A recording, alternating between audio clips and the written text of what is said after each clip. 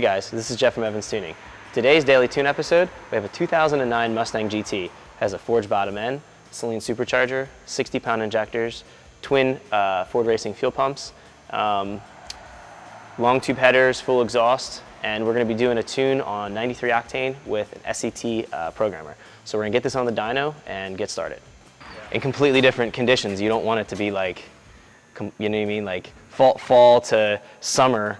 You make a change, like you really couldn't record the change if you don't have an actual correction factor on it. So if you made, let's say, 500 horsepower, it was 50 degrees outside. Yeah. And then you came back when it was 90, it would still read 500. As long as you didn't, if you didn't change anything, right. Yeah. Okay. Yeah. Or and the only other factor you'd have is the actual computer.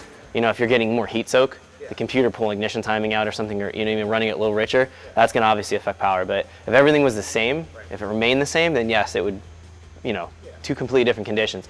I mean, I've always left my dyno on SAE corrected just because I know people love to put uncorrected numbers up because it'll give you that high number, but I don't see the point. It's just a lot of people come back and retune and make part changes to their car, and then it's like you can't really know what it's doing. What's the axle ratio on the car? 355. Okay.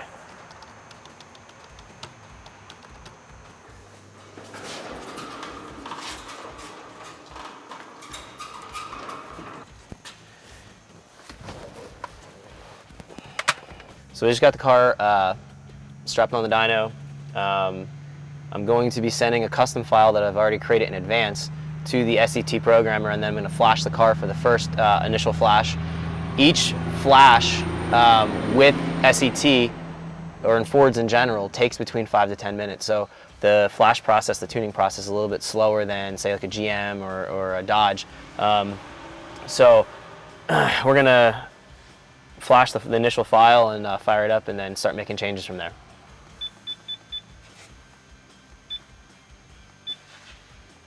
For whatever reason, I'm trying to send a file to the actual SET and it's not, there's something not allowing it to transfer. It could be if this handheld is pretty old. It is pretty old. I'm going to try to, Probably from 2009. okay, I'm going to try to do an update on the unit and see if that's what it is. Yeah, I just used it to put a tune in about 3 weeks ago. Okay. I dropped in the current tune. I haven't loaded any tunes on it Right. in a while, But you transfer it from like a laptop or PC to the actual device? no, just from the device to the car. Gotcha. Okay. I've done a computer update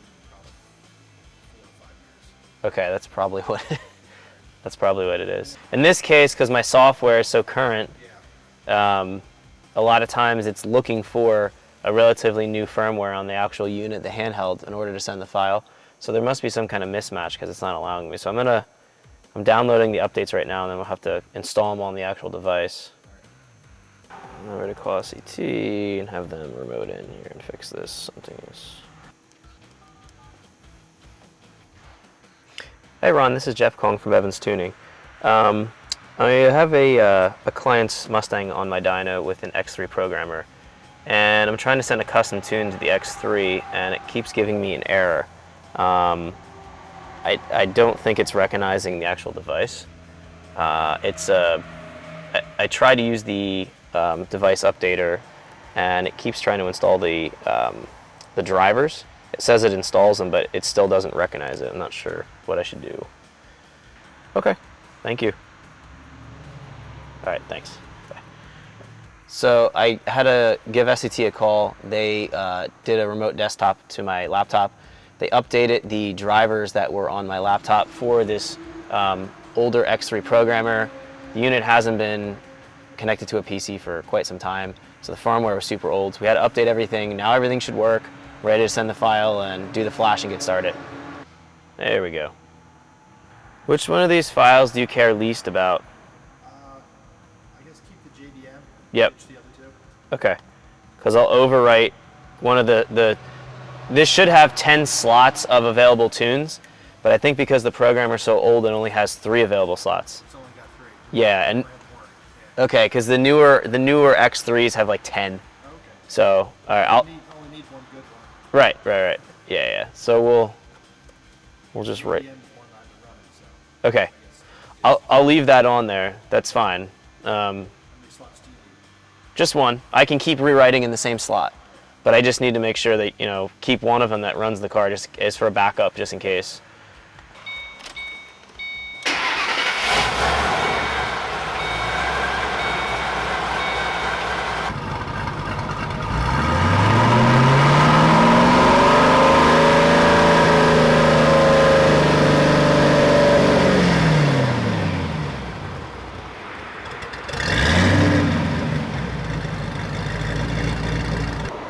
So I've ran the car for a little bit, and I'm just trying to dial in the mass airflow curve right now.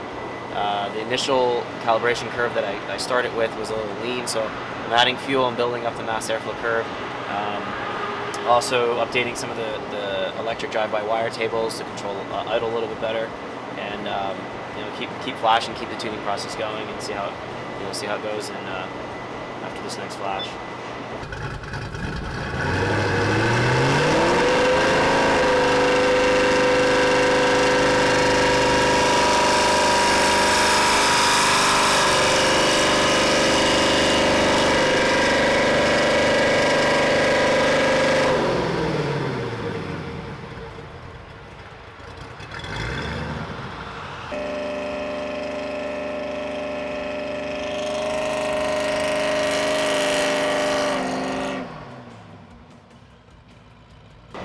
So, kind of in the middle of the tuning process here. The mass airflow curve has been dialed in pretty close right now. I haven't done any full throttle pulls yet, but my fuel trims are plus or minus 2-3%. So the mass airflow curve is good. I'm working on some of the throttle tables. It looks like the integrator for the throttle is showing me that I need to get some more airflow so that it controls the throttle angle a little bit better when it's coming down to an idle and at idle in general. So I'm updating those tables, going to flash. A lot of the time spent tuning on Fords is coincidentally idle and the decel into idle. There's a lot of tables that need to get updated, especially when you change throttle body, which just has an updated throttle body on it. So I'm going to flash this file and keep the tuning process going. But you know, usually I'll flash maybe 20 to 30 times just to get a car tuned. So we're about halfway there right now. And yeah, let's send this file to the computer and keep moving.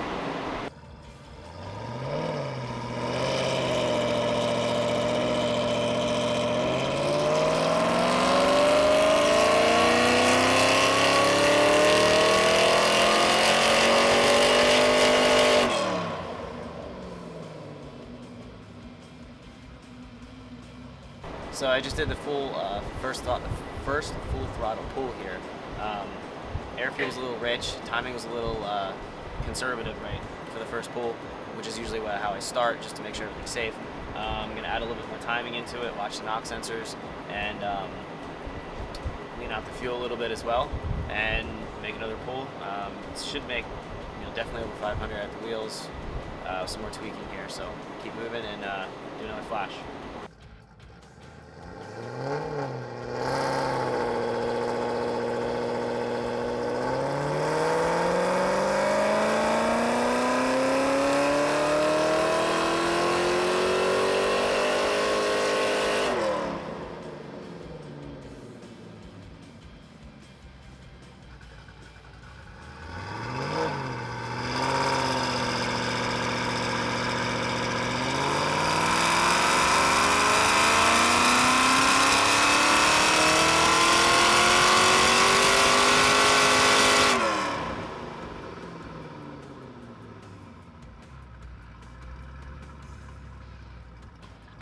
Thanks for tuning in to this episode of Daily Tune.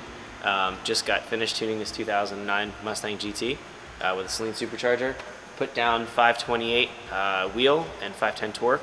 So power's pretty good for what it has done to it. It's running roughly 10 pounds of boost. It could make more with different pulley, with the 85, bigger injectors, and on. But for what it has, it's solid power level. Thanks for tuning in. Make sure you subscribe to our YouTube channel here. Click the little button, click the Evans Tuning logo here, and see you next episode.